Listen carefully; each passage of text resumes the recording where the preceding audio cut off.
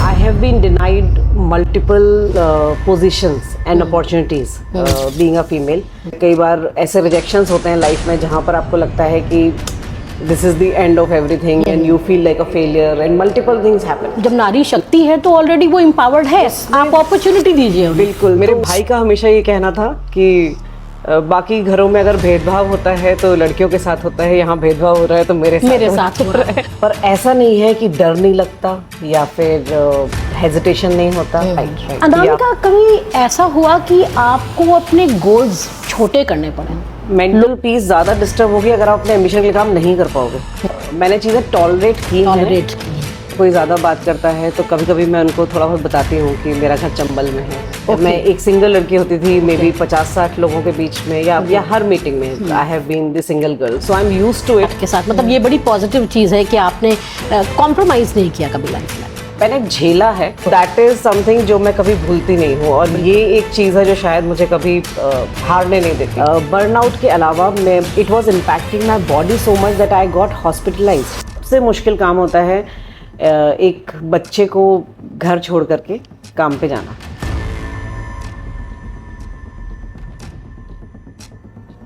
Anandam, welcome to Anandam within, जहां पर हम परफेक्ट होने की कोशिश नहीं करते, बस रियल होने की हिम्मत करते हैं। हम एम्बिशंस की बात तो बहुत करते हैं पर उसकी कॉस्ट के बारे में बहुत रेयरली बात होती है। आज हमारे साथ हैं मिस अनामिका सिंह, जो कि एक एमएनसी में सेल्स स्ट्रैटेजी लीड कर रही है। So welcome Anamika. Anandam ma'am, thank you very much for calling me here today. Oh, it's my pleasure to have you on this. Thank you. Anamika, लोग आपको एक रोल में देखते हैं, लेकिन अगर सारे रोल्स हटा दिए जाएं तो आप खुद को कैसे देखती हैं? क्या परसेप्शन है आपका अपने बारे में? मैं खुद को एक स्टूडेंट की तरह देखती हूँ। एक स्टूडेंट जो कि क्योंकि आप, मुझे ऐसा लगता है कि आप जीवन भर एक स्टूडेंट ही रहते हो। जी। You keep on learning. जी। लाइफ के एक फेज से दूसरे फेज में आपको बहुत कुछ अनलर्न करना पड़ता है और बहुत कुछ नया सीखना पड़ता है। जैसे आप अपनी स्टूडेंट लाइफ में रहते हो वैसे आप कॉर्पोरेट में नहीं रह सकते। जैसे आप जूनियर लेवल पे हो, मिड लेवल मैनेजमेंट में जैसे आपका बात करने का तरीका होता है, जैसे आपका लोगों को डील करने का तरीका होता है, सेम आप थोड़े से और सीनियर लेवल पे आप वैसे नहीं रख सकते।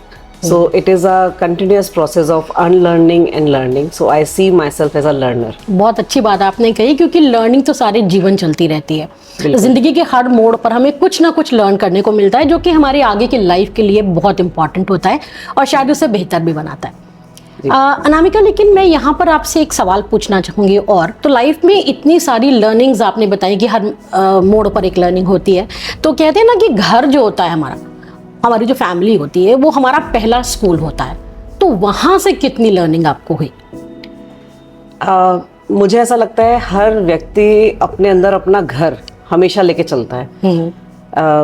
फर्क नहीं पड़ता कि आप कहाँ जा रहे हो, कहाँ पर नहीं हो, पर आपका घर जो होता है वो हमेशा आपके अंदर रहता है और शायद वो वक्त वक्त पे दिखाई भी देता रहता है। तो अगर मेरी एग्रेसिव अप्रोच के बारे में कोई ज़्यादा बात करता है तो कभी कभी मैं उनको थोड़ा बहुत बताती हूँ कि मेरा घर चंबल में है। अच्छा। तो ये एक चीज़ है जो हमेशा होती है। और as far as my parents are concern, तो वो एक चीज़ है जो they have always been constant teachers of mind, और वो हमेशा हैं। और ऐसा नहीं कि वो शुरुआत में थे अब नहीं है। आज भी मुझे कुछ भी प्रॉब्लम होती है, जब मैं किसी से बात नहीं कर सकती, मुझे कुछ समझ में नहीं आ रहा होता है, तो मेरा पहला कॉल हमेशा मेरे फादर को ही जाता है। अच्छा, फादर को जाता है? हमेशा, इट ऑलवेज हैपेंस। मेरा पहला कॉल मेरे पापा को जाता है कि अब क्या करना है। So that's how it is. And I can relate to it because मुझे लगता है गर्ल्स, ज़्यादातर डॉटर्स जो हैं पापा की ही फेवरेट होती हैं। And I'm very sure आप इस बात से इत्तेफाक रखती होंगे। फेवरेट मुझे नहीं पता, मुझे लगता है पेरेंट्स के लिए बच्चे बराबर होते हैं, बट हाँ, मेरे डॉटर्स के लिए फादर बहुत अहमियत स्पेशल होते हैं, बहुत स्पेशल होते हैं। तो यहाँ पर एक चीज़ जानना चाहूँगी आपसे कि आपके सिबलिंग्स हैं? हाँ, मेरा एक छोटा भाई है। एक भाई है। तो किसको ज़्यादा फ्रीडम मिलती थी, ब्रदर को या सिस्टर को? फ्रीडम तो दोनों को ही थी, बट हाँ, मेरे भाई का हमेशा ये कहना था कि बाकी घरों में अगर भेदभाव होता है तो लड़कियों के साथ होता है, यहाँ भेदभाव हो रहा है तो मेरे साथ हो रहा है। बहुत तो ये interesting हमारे चीज़ घर में है। कांस्टेंट जोक था जो हमेशा बचपन में चला करता था। सो ये ऐसे ही था, उसको ऐसा लगता था बट मुझे नहीं लगता कि ऐसा था। तो मुझे ऐसा लगता है आपकी फाउंडेशन को स्ट्रॉन्ग करने में आपके पापा का बहुत बड़ा योगदान है। Yes, not just my father, my mother as well. मैं एक छोटी सी बात यहाँ बताना चाहूँगी। मैं जब शायद 11th स्टैंडर्ड में थी और मुझे इकोनॉमिक्स पढ़ने में बहुत दिक्कत होती थी। अच्छा। तो मुझे समझ में नहीं आता था। तो मुझे मैंने एक बार मैं बहुत परेशान थी और आई वॉज लिटरली क्राइंग। अच्छा। तो मैंने बोला, तो मेरी मम्मी ने बोला क्या हुआ? तो मैंने कहा कि मुझे इकोनॉमिक्स समझ में नहीं आ रही। तो उन्होंने मुझसे कहा कि इकोनॉमिक्स समझ में नहीं आ रही तो बाकी बच्चे कैसे पढ़ते हैं? तो मैंने कहा उनको समझ में आ जाती है, मुझे नहीं समझ में आती। तो शी सेड टू मी कि देखो बाकी सबको समझ में आ रही है तो तुम्हें भी समझ में आएगी। एक बार में नहीं आएगी तो 2 बार में आएगी, 2 बार में नहीं आएगा तो 3 बार में आएगा, और 3 बार में भी नहीं आया तो चौथी बार में जरूर आएगा। So keep trying, keep on trying. So that is something जो मैं कभी भूलती नहीं हूँ, और ये एक चीज है जो शायद मुझे कभी हारने नहीं देती। बिल्कुल। और आई थिंक ये जो आपने बात कही कि बार बार ट्राई करते रहना चाहिए, कहा भी गया ना कि अतिशय रगड़ करे जो कोई अनल प्रकट चंदन से हुई। जितना ज्यादा आप चंदन को घिसेंगे एक टाइम आता है कि उसमें से भी आग निकलने की संभावना होती है। बिल्कुल। बहुत अच्छी बात आपने शेयर करी। अब मैं आपसे ये जानना चाहती हूँ कि एम्बिशियस होना स्पेशली एक वुमन के लिए एक बड़ा ना टू मच का एक सिंबल बन जाता है। क्या आपने वर्क प्लेस में इस चीज़ को फील किया है? मुझे ऐसा लगता है कि ये एक बात है जो अक्सर करी जाती है। लोग कहते हैं दिस इज टू मच। ये टू मच है या नहीं, ये हमारा बाहरी लोगों से ज्यादा, समाज से ज्यादा या आपके कलीग से ज्यादा, ये आपका खुद का परसेप्शन है। बिल्कुल। कि आप खुद अपने आप को कैसे देखते हैं, आप खुद कितने कंफर्टेबल हैं अपने एम्बिशन के साथ में जी। आपको दूसरों के विचार कितना इम्पैक्ट करते हैं। इन चीज़ों को जब आप थोड़ा सा साइडलाइन करते हैं तब शायद आपको एम्बिशंस टू मच नहीं लगते। और अगर मैं एम्बिशंस की बात करूं तो मुझे ऐसा लगता है कि हर व्यक्ति का जीवन एम्बिशंस के अराउंड घूमता है। एम्बिशंस को हम हिंदी में कहते हैं महत्वाकांक्षा। जी। तो अगर किसी के जीवन में कोई महत्वाकांक्षा नहीं है तो फिर तो लोग शायद आदि मानव का जीवन ही जी रहे होते। व्यक्ति को शायद, इंसानों को शायद एक अच्छा जीवन जीना था, तो वो धीरे धीरे करके इवॉल्व होते रहे। आज के टाइम में हम लोग इवॉल्व होते हैं, अच्छी अच्छी गाड़ियां बन रही हैं।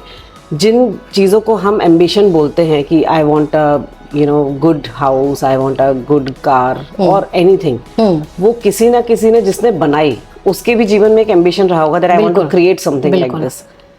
और एम्बिशन बहुत तरीके के होते हैं। एक होता है एम्बिशन जिसको लोग समझते हैं, शायद वर्टिकल ग्रोथ को लोग एम्बिशन समझते हैं, but ambition is not just vertical growth. Ambition is also what kind of life I want to give to my family, what kind of life I want for my kid.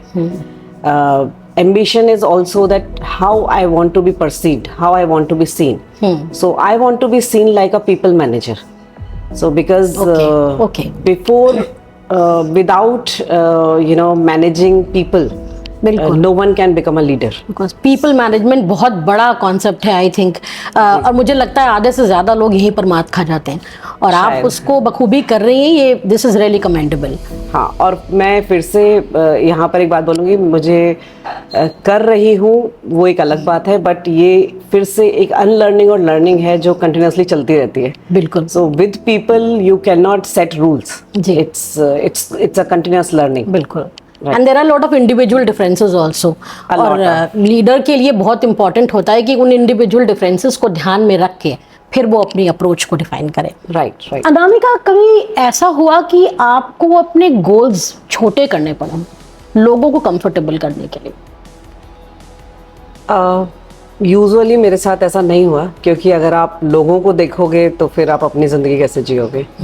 तो एक ऐसा नहीं है कि impact नहीं करता, impact करता है, थोड़ी बहुत देर के लिए बुरा लगता है, but I am lucky enough to have friends, my family and my mentors and my people around, जिन्होंने मुझे छोटा करने नहीं दिया मेरे गोल्स को। अच्छा, मतलब हमेशा ऐसा रहा है आपके साथ, मतलब ये बड़ी पॉजिटिव चीज़ है कि आपने कॉम्प्रोमाइज़ नहीं किया कभी लाइफ में।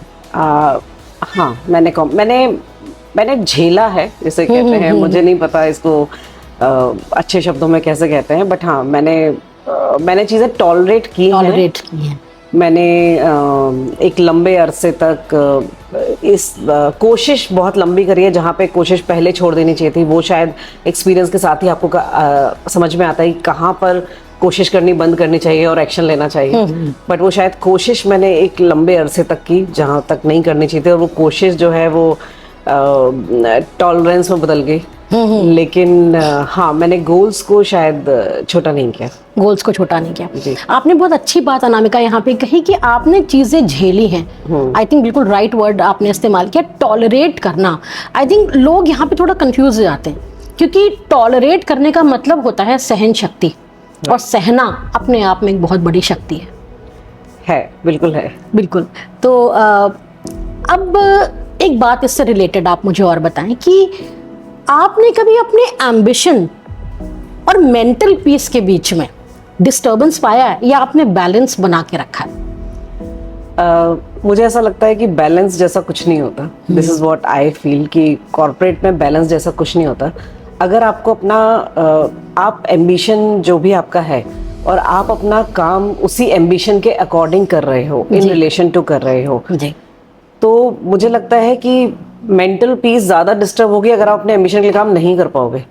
अगर आपको आपके एम्बिशन के लिए काम करने का मौका मिला है तो मुझे नहीं लगता कि उसमें पीस कॉम्प्रोमाइजिंग जैसा कोई भी चीज आती है। पर वहां पे मुझे ऐसा लगता है कि फिर आपको अपने काम को एज अ पैशन भी लेना पड़ता है। आप काम तभी कर सकते हो जब आपको पैशन हो। बिल्कुल। अगर ये तीनों चीजें रिलेटेड हैं, किसी को भी पैशन तब तक नहीं होगा जब तक उसको एम्बिशन नहीं हो, और एम्बिशन जब तक नहीं होगा तब तक पैशन नहीं हो सकता।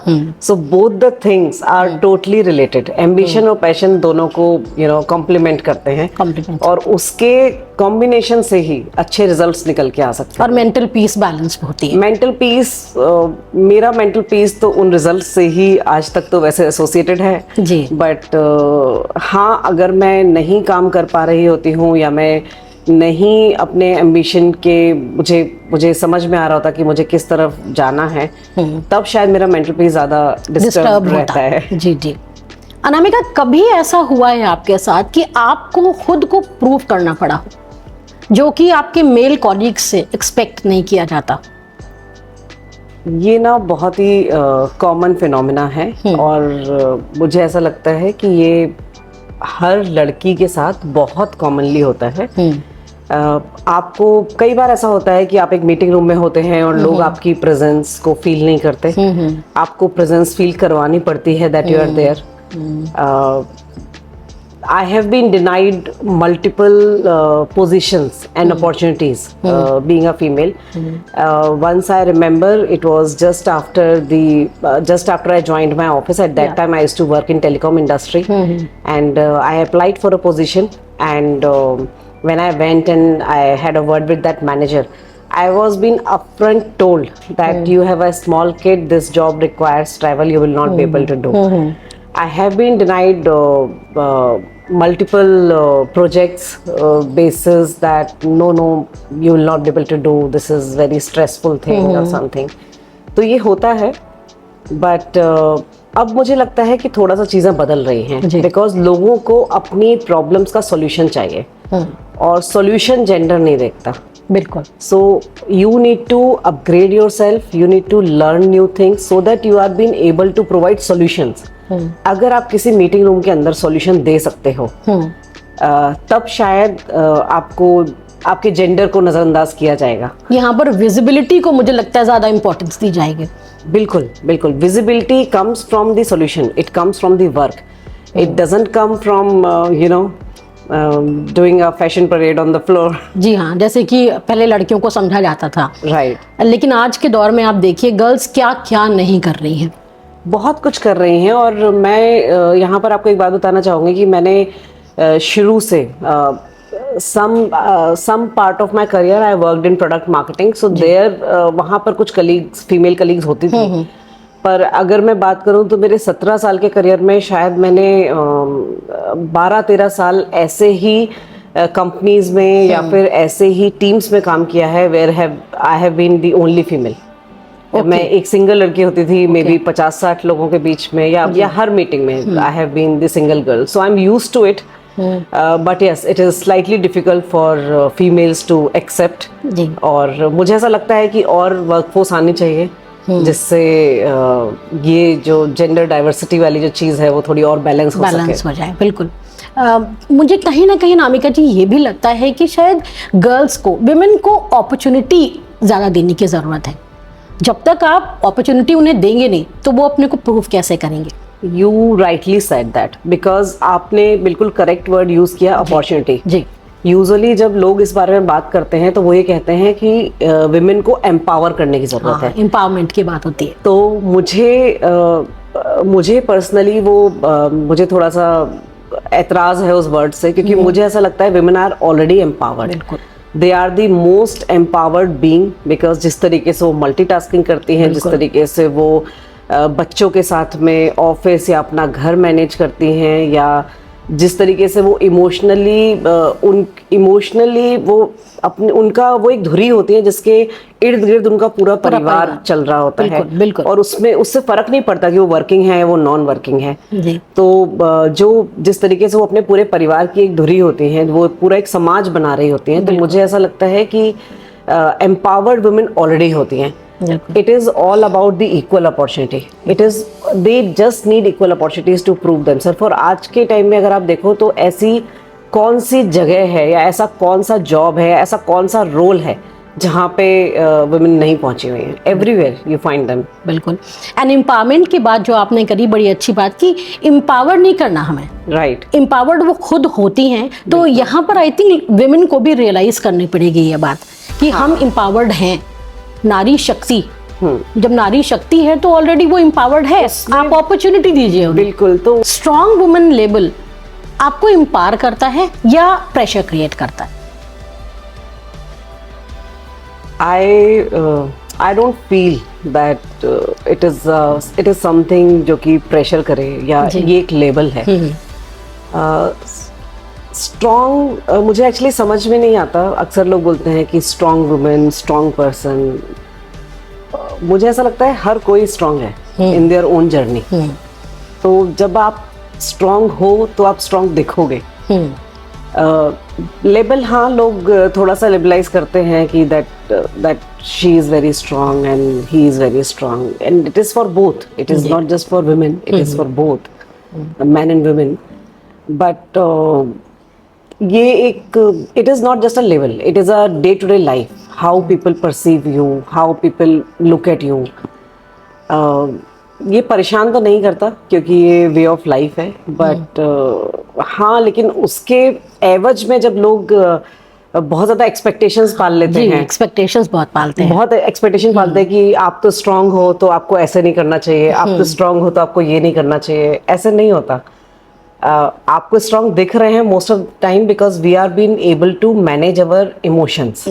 पर ऐसा नहीं है कि डर नहीं लगता, या फिर हेजिटेशन नहीं होता, या फिर घबराहट नहीं होती, या फिर जीवन में अनिश्चितताएं नहीं होती.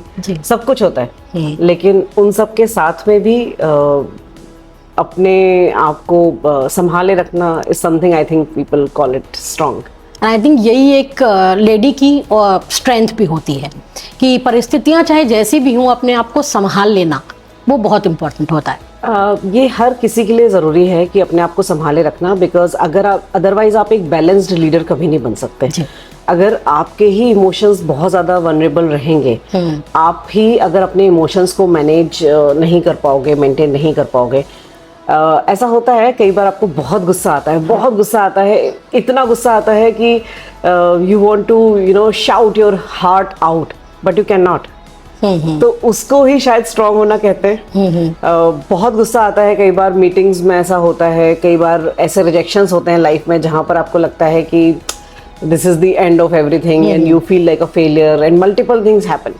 लेकिन फिर भी आप अपने आप को संभाले रखते हो, because you can't show to the world that what are you feeling, what are you going through. शायद उसको ही स्ट्रांग होना कहते हैं, और उसको ही कहते हैं कि इमोशंस मेंटेन कर लिए, मैनेज कर लिए, या संभाल लिया चीज़ों को.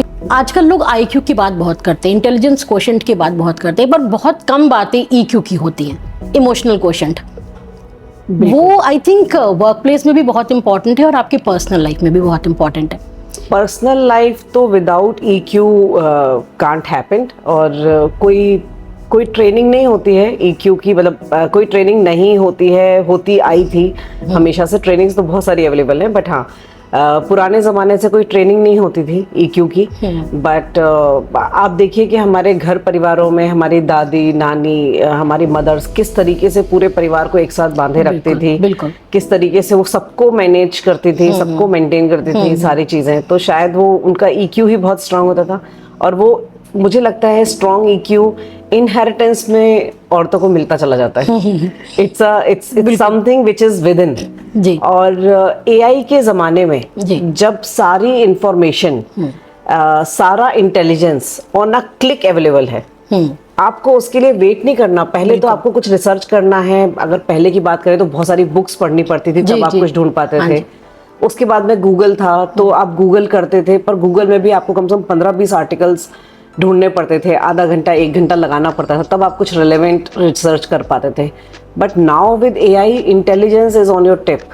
आपको जो सजेशंस चाहिए, आपको जो आइडिएशन चाहिए, आपको जैसा भी कोई भी बिजनेस मॉडल चाहिए, anything, step by step guides are available. तो इंटेलिजेंस जब इतनी ज़्यादा अवेलेबल है आपके चारों तरफ, जी हाँ, तो अब उसको यूज कैसे करना है वो तो EQ ही आपको बताएगा। बिल्कुल, क्योंकि अगर इंटेलिजेंस की बात करें और स्पेशली आप AI की बात करें, तो कुछ भी कहिए, है तो वो आर्टिफिशियल इंटेलिजेंस है। बिल्कुल, तो है तो आर्टिफिशियल इंटेलिजेंस। तो आई थिंक EQ को कोई चीज़ रिप्लेस नहीं कर सकती। और शायद मुझे लगता है नामिका जी, आप इस बात से सहमत होंगी कि सॉफ्ट स्किल्स का रोल आई थिंक बहुत ज़्यादा इसीलिए आजकल बढ़ रहा है।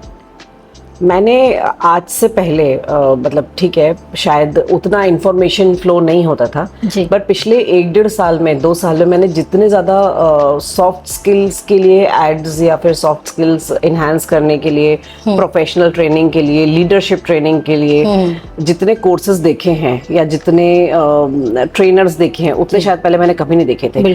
If you name all the good institutes have launched their soft skill courses and they were not there like 3 years back. Now ISB, IIMs, all the good institutes, they have their professional courses which are meant to enhance soft skills, like courses in storytelling, courses in executive presence, courses for leadership, enhancing your leadership skills. They were not there 3 years back, and I think ये इसीलिए हो रहा है because intelligence तो अब available है, but अब जो अवेलेबल नहीं है वो सॉफ्ट स्किल्स, क्योंकि आपको AI सब कुछ सिखा सकता है। आपके टिप्स पर हैं चीजें, आपने बटन प्रेस किया और आपको सारा डेटा मिल गया, लेकिन क्यूरियोसिटी आपको कोई नहीं सिखा सकता, कम्युनिकेशन आपको कोई नहीं सिखा सकता, तो कंपैशन नहीं सिखा सकता आपको कोई। तो आई थिंक इसके लिए सॉफ्ट स्किल्स का होना बहुत ज़रूरी है। बट ये भी मुझे ऐसा लगता है जहाँ से हमने हमारा कन्वर्सेशन स्टार्ट किया था, अगर हम फिर से वहीं पर जाएं, तो ये भी सारी चीज़ें वहीं से निकल के आती हैं, जहाँ पे आपको एक एम्बिशन है, आपको एक सीखने की चाहत है, तो सीखा तो कुछ भी जा सकता है, B it communication skills, B it compassion, जो औरतों के अंदर विदिन होता है, पर हाँ मर्द भी उसे सीख सकते हैं। बिल्कुल बिल्कुल। तो यहाँ पर मुझे लगता है नामिका जी, ये सेल्फ अवेयरनेस का बहुत इंपॉर्टेंट रोल आता है। जब तक आप खुद को नहीं समझते तब तक आप दूसरों को समझ नहीं सकते। I totally agree. और शायद खुद को समझना सबसे मुश्किल काम है, सबसे मुश्किल काम है खुद को समझना, क्योंकि अगर आप खुद को समझ गए तो आप ये भी समझ जाओगे कि करेक्शन क्या करना है, और एक बार आपने ये समझ लिया कि करेक्शन क्या करना है तो फिर तो रास्ते मिल ही जाते हैं। और ये काम AI बिल्कुल नहीं कर सकता। हाँ, खुद को समझाने के लिए AI का हेल्प करना थोड़ा सा मुश्किल है, पर आज की डेट में AI में बहुत सारे टेस्ट अवेलेबल हैं जिनको अटेम्प्ट करने के बाद आप ये समझ सकते हो कि where is the improvement required. Yes, so it can just give you a quantitative data. Qualitative data अगर लेना है तो आपको थोड़ा सेल्फ एनालिसिस करना पड़ेगा, थोड़ा सेल्फ अवेयरनेस करनी पड़ेगी। बिल्कुल। यहाँ पर मैं आपको कहना चाहूँगी कि if somebody have good mentors in life, especially in the life of females, if they have good mentors, उससे ज़्यादा मदद कुछ नहीं कर सकता। बट हाँ, मेंटोर्स भी ऐसा नहीं होता कि वो आपको बस ऐसे ही मिल जाते हैं। मेंटोर्स हमेशा कॉम्प्लीमेंट करते हैं। अगर आपका काम अच्छा होता है, लोग आपके काम की रिस्पेक्ट करते हैं, अगर लोगों को लगता है कि आपके अंदर पोटेंशियल है, you have problem solving abilities, then people invest time in you and they want to guide you through the life and through the journey of this corporate ladder. Right.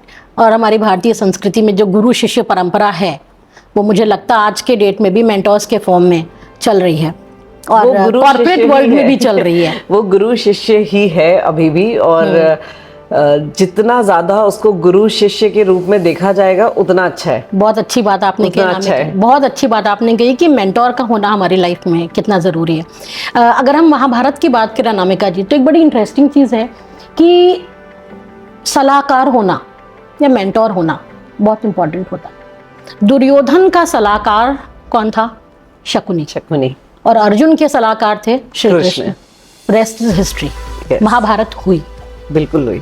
तो मैं पूरी तरह सहमत हूँ कि मेंटोर का होना बहुत ज़रूरी है। तो आपकी भी, आई एम वेरी श्योर, कोई मेंटोर होगा। उस मेंटोर से आपने क्या लर्निंग हासिल करी शायद जो आपके आज भी काम आ रही है? मैं ये नहीं कहूँगी आज भी, बिकॉज हर स्टेज के लाइफ पे, जैसे मैंने बताया कि मैंने अपने पेरेंट्स से सीखा, उसके बाद में मैंने अपने टीचर्स से सीखा। मेरे MBA कॉलेज के जो टीचर्स थे, they are still in touch with me, और आज भी जब कोई लिंक्डइन पे कोई अचीवमेंट पोस्ट होता है तो they make sure that they comment and they feel very happy about it, that I am their student and I am doing it. उसके बाद में बात करूँ तो कॉर्पोरेट लाइफ में बहुत सारे लोग मिलते रहे और बहुत सारे लोग अभी भी साथ हैं, टच में हैं, मेंटोर्स रहे। लेकिन अभी अगर मैं करंटली बात करूं तो अभी भी मैं शायद जो भी हूं अपने मेंटोर्स की वजह से ही हूं, बिकॉज मेरे मेंटोर्स ने मुझे सिखाया शायद सब कुछ।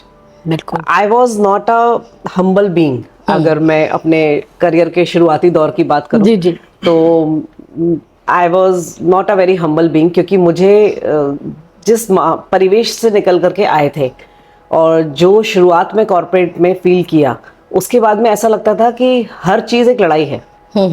क्योंकि ऐसा लगता था कि हर दिन सिर्फ अपने आप को प्रूव करना है। तो शायद मुझे ये चीज़ समझने में 10 साल लगे। 10 साल बाद मैंने समझा कि नहीं, ये लड़ाई नहीं है, ये एक शायद ये एक टीम के साथ काम करने वाली चीज़ है, because you are not a individual. But हाँ, बिकॉज मैं एब्सोल्युटली ये नहीं कहूँगी कि बीइंग अ फीमेल कॉर्नर किया जाता था, बट हाँ, I used to feel that you are being cornered and you are not being heard that way. तो शायद I used to deal it with a very aggressive approach, बहुत ज़्यादा aggressive approach. तो मैंने humble होना अपने mentor से ही सीखा है। और मैं एक आपको यहाँ पे छोटी सी बात बताना चाहूँगी। When I joined my current organization, so I was in a meeting and it was a sales meeting. तो लोगों का परसेप्शन होता है सेल्स मीटिंग है मतलब बहुत कुछ चल रहा होगा, बहुत एग्रेशन में बातें हो रही होंगी, बहुत कुछ हो रहा होगा, नंबर्स की बातें ज्यादा हो रही होती है, बहुत कुछ टारगेट अचीवमेंट क्यों हुआ, क्यों नहीं हुआ, बहुत सारे सवाल जवाब हो रहे होंगे। तो जब वो मीटिंग खत्म हुई और आई वाज सरप्राइज्ड कि वो 1-1.5-2 घंटा हो गया, बट ऐसा कुछ हुआ नहीं उसमें। तो 1.5-2 घंटे बाद मैंने, जो मेरे मेंटोर हैं और मेरे बॉस भी, मैंने उनसे पूछा कि ये ऐसा कैसा मीटिंग था, इसमें तो कुछ हुआ ही नहीं श्योर। तो उन्होंने मुझसे बोला कि अगर किसी को ये प्रूव करना हो कि मेरे पास पावर है, तब उसे आवाज ऊंची करने की जरूरत है। बहुत अच्छी बात है। अगर किसी को लगता है कि वो ऑलरेडी एम्पावर्ड है जी, तो उसको आवाज ऊंची करने की जरूरत नहीं है।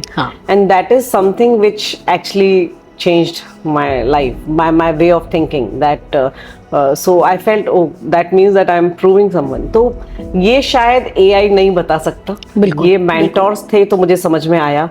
और क्योंकि मैं खुद को हमेशा एक लर्निंग फेज में रखती हूँ, तो मैंने आइडेंटिफाई किया कि yes, this is where I need to correct. So you are a curious human being. I think ये सॉफ्ट स्किल बहुत इंपॉर्टेंट होती है कि क्यूरियोसिटी हमेशा जिंदा रहनी चाहिए। बिल्कुल। और मैं यहाँ पर अनामिका जी आपको कॉम्प्लीमेंट करूंगी, क्योंकि ये बात कहना कि I was not humble, I Yes, think I ये was बहुत uncomfortable. करेजियस चीज है जिसको आपने एक्सेप्ट किया. एंड जब इंसान खुद को एक्सेप्ट करता है, self acceptance I think makes the person more powerful. Right. It is indeed because कोई दूसरा कोई आपको बता सकता है कि ये करेक्ट करना है, वो जी. करेक्ट करना है, या this is where you need to improve, but जितना आप खुद से समझ सकते हो, बिकॉज मैं पर्सनली इस चीज़ में बहुत बिलीव करती हूँ कि आपको ज़रूरी नहीं है कि कोई आपको बहुत ज़्यादा नॉलेज दे तभी आप उससे सीख सकते हो. बिल्कुल. आप, मुझे ऐसा लगता है, अपने आसपास के हर इंसान से आप सीख सकते हो. छोटे से बच्चे से लेके जितने भी लोग आपके आसपास काम कर रहे हैं, जो आपके आसपास है, जिनसे आप मिलते हो, किसी से ये सीख सकते हो क्या करना है, किसी से ये सीख सकते हो क्या नहीं करना है, पर सीख जरूर सकते हो. बिल्कुल.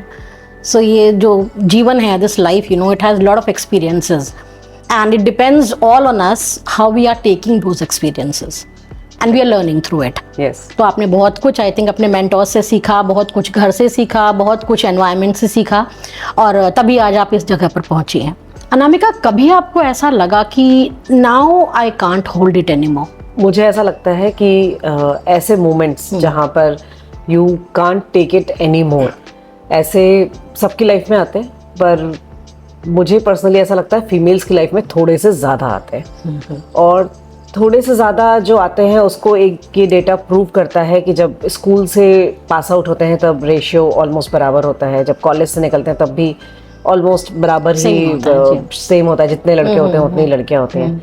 जब वर्क फोर्स में आते हैं तो थोड़ा सा कम हो जाता है, बट स्टार्टिंग के 3-4-5 साल के बाद में ऐसा होता है कि all of a sudden female ratio कम होना स्टार्ट हो जाता है. और it is a very common phenomena and it is not just in India, it is across the world and this is how it happens. Very true. Apart from few you know roles जिसमें बोला जाता था कि ये लड़कियों के लिए ये ठीक रहता है, बी टीचिंग और फ्यू मोर बैंकिंग और फ्यू मोर रोल्स, बाकी सब जगह ऐसा ही होता है. और शायद ये इसलिए ज़्यादा होता है क्योंकि फीमेल्स की लाइफ में वो मोमेंट्स बहुत ज़्यादा आते हैं जहाँ पे ऐसा लगता है कि we can't take it any more. आपने मुझसे पूछा था मेरी लाइफ में मोमेंट कब आया, तो मेरी लाइफ में मोमेंट आया when I joined my office again after my maternity. And जब आप पोस्ट मटर्निटी लीव जब और उस वक्त पे 3 महीने की ही लीव हुआ करती थी. बिल्कुल. एंड पोस्ट मटर्निटी जब भी कोई फीमेल ऑफिस वापस ज्वाइन करती है, I don't mind saying that was the time जब मुझे सबसे ज़्यादा मुझे लगता था my attention is diverted. My attention is not fully at work and not fully at home. And जो मुझे स्ट्रेस जिसे कहते हैं, जो फील होना, या प्रेशर जिसे कहते हैं वो फील होना, वो सब कुछ मुझे उस दौरान उस 1 साल में बहुत ज़्यादा फील हुआ when I joined after my maternity, when I joined my office back. और बहुत सारे कारण होते थे उसके कि आपकी कई बार ऐसा होता है कि आप मटर्निटी के बाद ज्वाइन करते हो, कई बार प्रोफाइल चेंज हो जाती है, कई बार जो प्रमोशन या जो अप्रेजल ड्यू होता है वो उस तरीके से नहीं मिलता है. And this all is very common and women go through it. And I feel that was the most stressful moments of my life. And I was so stressed, और मैं इतनी ज़्यादा परेशान होती थी कि शायद स्ट्रेस छोटा वर्ड है, मैं लिटरली ऑफिस जाने से पहले हनुमान चालीसा पढ़ा करती थी कि बस ये दिन निकल जाए, मुझे इतना स्ट्रेस होता था. एक बर्नआउट की स्थिति आ जाती है. बिल्कुल. वो आपने शायद फील करी होगी. और बर्नआउट के अलावा मैं it was impacting my body so much that I got hospitalised.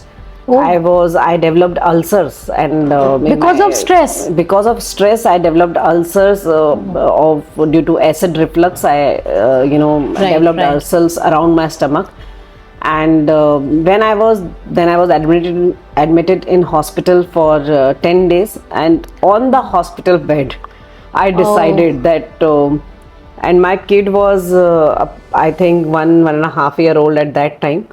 And that were the days when I decided that I have to work, I have to be passionate about my work, I have to keep my ambition alive, but this cannot affect my mental peace and my body specifically. Because there are a lot of physiological changes yes. in a woman's body that time. Yes. So और एक pressure मुझे लगता है ये भी आता होगा कि आपको अपने बच्चे को कितना टाइम देना है, उसके साथ साथ आपको अपनी जॉब भी करनी है, तो आई थिंक ये भी एक स्ट्रेस सवाल का है।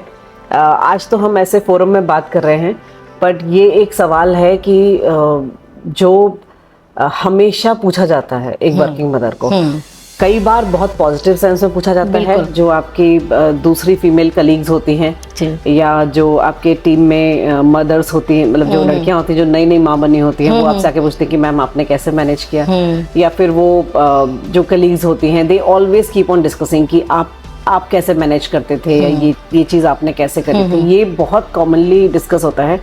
And I am telling you there is nothing, मैं अगर ये बोलूँ कि मदर्स गिल्ट नहीं होता तो वो सरासर झूठ होगा। बिल्कुल। हर माँ को जो अपना बच्चा पीछे घर पे छोड़ के आ रही है, चाहे वो कोई भी है, बिल्कुल, चाहे हमारे घर में जो हाउस हेल्प आती हैं, चाहे किसी स्टोर में जो लड़कियां खड़े होकर के काम कर रही हैं, बी इट एनीबडी, मुझे ऐसा लगता है कि एक माँ के लिए सबसे मुश्किल काम होता है एक बच्चे को घर छोड़ करके काम पे जाना। और अगर आप मुझसे बोलो कि सबसे मुश्किल सिचुएशन मैंने क्या फेस करी अपनी लाइफ में, तो शायद वही फेस करी है। उससे ज़्यादा मुश्किल मुझे आज तक कुछ नहीं लगा। एवरीथिंग एल्स इज इजी, सब कुछ आसान है सिवाय इसके कि अपने बच्चे को घर पे छोड़ करके काम पे जाना। लेकिन उतना उस केस में मैं ये कह सकती हूँ, जहाँ पर आपने मुझसे सवाल किया था कि स्ट्रांग बनना क्या होता है, तो उसको स्ट्रांग बनना कहते हैं। वहाँ पर अपने एम्बिशन को जिंदा रखना, वहाँ पर एक अच्छे फ्यूचर के लिए अपने परिवार के और जिन लोगों के साथ आप काम करते हो उनके लिए उसको ध्यान में रखते हुए काम करना थोड़ा सा जरूरी हो जाता है। But yes, these were the moments जहाँ पर मुझे लगा कि बस अब नहीं हो पाएगा। शायद इसी को मल्टीटास्किंग भी कहते हैं कि at the same time you are managing home also, you are managing your kid also, family members also, and the work place also. And वो एक ऐसा टाइम होता है जब तब आप अपने इमोशंस को, शायद मुझे ऐसा लगता है बाकी वक्त तो शायद मैंने मैनेज कर लिया, पर वो एक ऐसा टाइम होता है कि आपके इमोशंस हमेशा ओवरफ्लो हो रहे होते हैं, हमेशा ओवरफ्लो हो रहे हैं। और मदर्स गिल्ट वो हमेशा रहता है, वो हमेशा जिंदा रहती है। वो एक जो बैलेंस है वो शायद कभी नहीं आता। You are always managing. मैं बहुत रिस्पेक्ट करती हूँ और मैं बहुत फॉलो करती हूँ इंदिरा नूई मैम को, और ये उन्होंने भी कहा है कि कभी भी ये it is all management. Yes. There is nothing called balance. True. There is nothing. So you always have to prioritize what is important at what time. And what I feel personally, मुझे लगता है कि आप जब work पे हो तो work आपके लिए important होना चाहिए. Right. When you are at your home, I think your home should be important. बिल्कुल. So that is how I think balance is created. आप ऐसा कह सकते हैं, बट मुझे ऐसा लगता है कि जैसे मैंने शुरुआत में भी कहा था कि एक जो घर होता है ना वो आदमी के अंदर चलता है। बिल्कुल। तो ना कभी घर आपसे, ना आपका ध्यान कम्प्लीटली कभी घर से हटता है, ना कभी आपका कम्प्लीटली ध्यान वर्क प्लेस से हटता है। For work you are, it is a balance between the two, जो कि कभी क्रिएट नहीं होता। It is always, it is not a balance, it is actually a management. It is a management between the two, which is you are always juggling, you are always doing, but फर्क इस चीज से पड़ता है कि वो आपको pressure दे रहा है या आपको और ज्यादा प्लेजर दे रहा है। वो इससे फर्क पड़ता है कि अपना काम कितना एंजॉय करते हैं, आपको कितना इंटरेस्ट आता है अपने काम में, इससे फर्क पड़ता है। आजकल हम लोग स्ट्रेस मैनेजमेंट की बहुत बातें करते हैं। आप सॉफ्ट स्किल्स में भी देखिए stress management, everybody is going through all these courses and people are talking about it. तो स्ट्रेस मैनेजमेंट के बारे में आप क्या कहते हैं? Is it something to be managed और we all have to go through it? हम आजकल स्ट्रेस मैनेजमेंट की बहुत बात करते हैं, आप कैसे अपने स्ट्रेस को मैनेज करती हैं?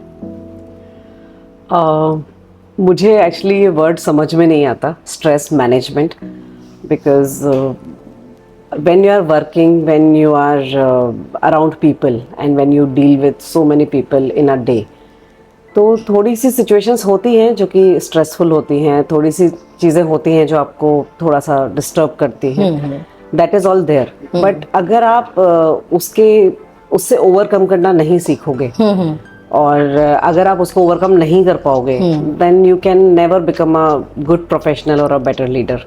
Absolutely. So I really don't understand what is there to be managed about. It is only to be, there are things to be learned about, not to be managed. And I think, Anamika, moderate level of stress I think is very much required also.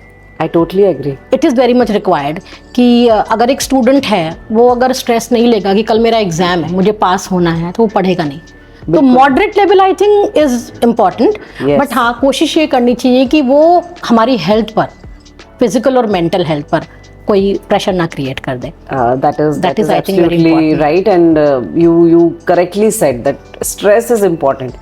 अगर आपको फिक्र नहीं होगी तो फिर आप काम कैसे करोगे? और हर फिक्र को आप धुएं में उड़ा भी नहीं सकते अगर आपको प्रॉपरली रहना है, ना तो वर्क प्लेस में और ना घर में, because things require a bit of seriousness Yes, also. they need attention. Yeah, Everything is not to be just ignored. But sometimes I think it is okay कि फिक्र को उड़ा दिया आपने, वो भी जरूरी है। वो भी जरूरी है। आई थिंक पॉज यहाँ पे बहुत इंपॉर्टेंट है। आप इसके बारे में क्या कहना चाहेंगे?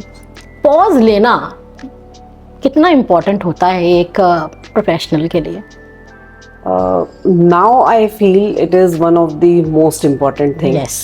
Because initial days of career में शायद उसकी इम्पोर्टेंस समझ में नहीं आती। लगता है कि जितना ज़्यादा दौड़ोगे भागोगे उतना ज़्यादा आगे निकलोगे, आगे निकलने की होड़ होती है। पर एक वक्त के बाद समझ में आता है that pause is more important then continuous running. आप कंटिन्यूअस दौड़ते रहोगे तो शायद वहाँ नहीं पहुँच पाओगे जहाँ पहुँचना चाहते हो। सबसे ज़्यादा अपने माइंड को, अपने दिमाग को शांत रखने के लिए पॉज बहुत इंपॉर्टेंट है। रीसेट करने के लिए, reset, rewind, relearn. Yes, it is very important कि क्योंकि कभी कभी अनामिका मुझे लगता है कुछ ना भी करना बहुत इंपॉर्टेंट होता है। When you are doing nothing, no yoga, no running, no gymming, you are just on your own, and I think that acts as a fuel. Yes. आपकी performance भी enhance होती है और आपकी growth भी। Yes, and if you have greenery around in that phase, it is even better. Thank you so much. Thank you. It's greenery or the nature or something around it. That's why I think we have kept this spot. Yes, so, it's complementing well. Okay. अच्छा, एक बहुत important सवाल जो मैं आपसे पूछना चाहती हूँ कि ये ऑफिस पॉलिटिक्स की बहुत बातें होती हैं। अब इससे हम इसमें इन्वॉल्व हों या हम इससे बचें या हम इसको समझें, क्या चीज़ इम्पोर्टेंट है? एक्चुअली मैं फिर से वही बात बोलूँगी कि जब आप नया नया काम करना शुरू करते हो तब ये चीज़ें बहुत परेशान करती हैं, बहुत ज़्यादा। मतलब इस हद तक कि आपको ऐसा लगता है कि ये क्या हो रहा है, क्यों हो रहा है, समझ में नहीं आता है।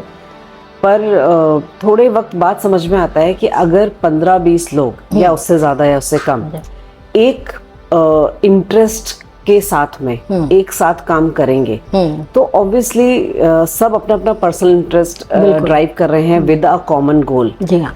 तो कहीं ना कहीं कुछ ना कुछ ऐसा होगा जो कोई कर रहा है और आपको समझ में नहीं आ रहा, या कोई कर रहा है आपको पसंद नहीं आ रहा, या आपको लग रहा है कि he is contradicting my view. पर अगर आप इसको थोड़ा सा पीछे जाकर के देखें और आप इसको देखें कि पहले जब जॉइंट फैमिलीज होती थी, बड़े बड़े परिवार होते थे, एक परिवार में 20-20, 25-25 लोग होते थे, वो 25 लोग हमेशा एक चीज में एक जैसा मत तो नहीं रखते थे। बिल्कुल। उन सबके डिफरेंट डिफरेंट व्यूज होते थे। फिर then there used to be a leader जो कि सबकी बातें सुनता था और वो डिसाइड करता था कि नहीं ये बात ठीक है, ये बात नहीं ठीक है, बट ठीक है, थोड़ा बहुत मनमुटाव, थोड़ी बहुत चीजें। बिल्कुल। तो जो टीम भी होती है ना वो ऐसी होती है, एक परिवार जैसी होती है। तो उसमें भी ऐसा ही होता है कि लोगों के अपने अपने व्यूज होते हैं, वो अपने अपने तरीके से काम करना चाहते हैं। Then there is a leader who is seeing कि कौन सही कर रहा है, कौन गलत कर रहा है, किसको कहाँ पर गाइडेंस की जरूरत है, वो सारी चीजें हो रही होती है। तो मुझे ऐसा लगता है ये एक परिवार की तरह ही है। और जैसे परिवार में जो मुखिया होता है परिवार का, वो जिस तरीके से ध्यान रखता है, हैंडल करता है, मैनेज करता है, वो लोगों के इमोशंस को भी मैनेज करता है। वो अगर किसी से गलती होती है तो उसको डांटता भी है, जिसको थोड़ी तकलीफ हुई होती है उसे थोड़ा पुचकारता भी है। हाँ जी। तो ऑफिस पॉलिटिक्स में थोड़ा सा लीडर की रिस्पॉन्सिबिलिटी ज़्यादा हो जाती है, that everybody should feel valued, they should feel equal.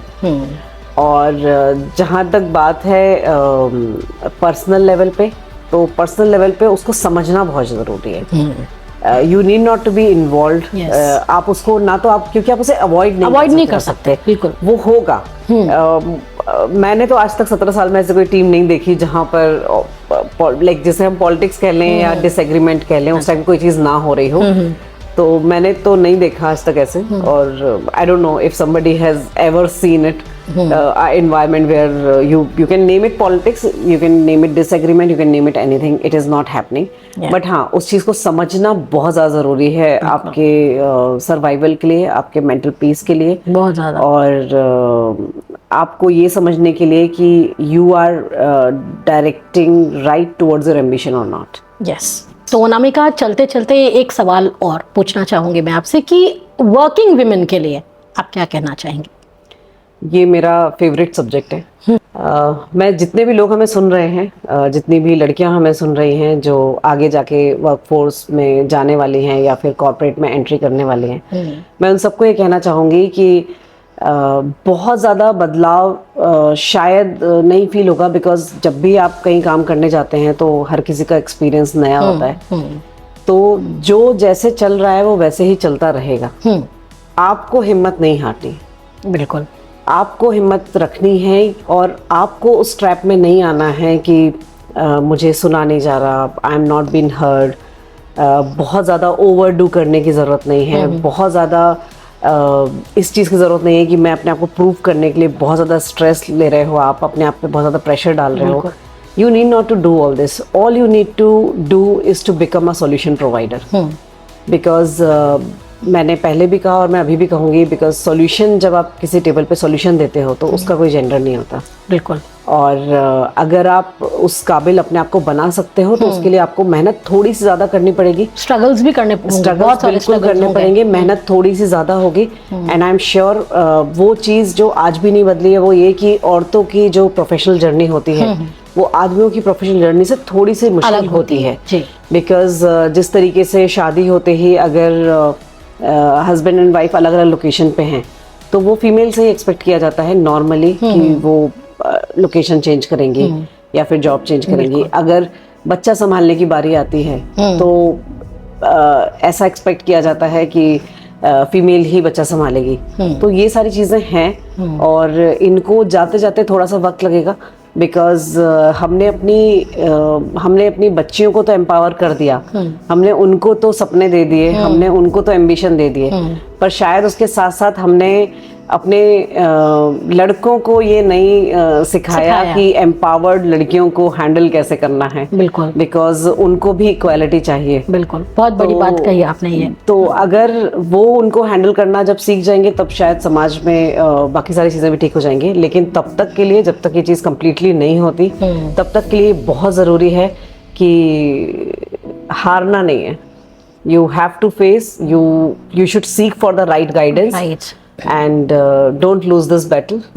This is not, nobody is alone in this battle. Problems, I think, are a part of life. They will come. They will come for sure. They will come for sure.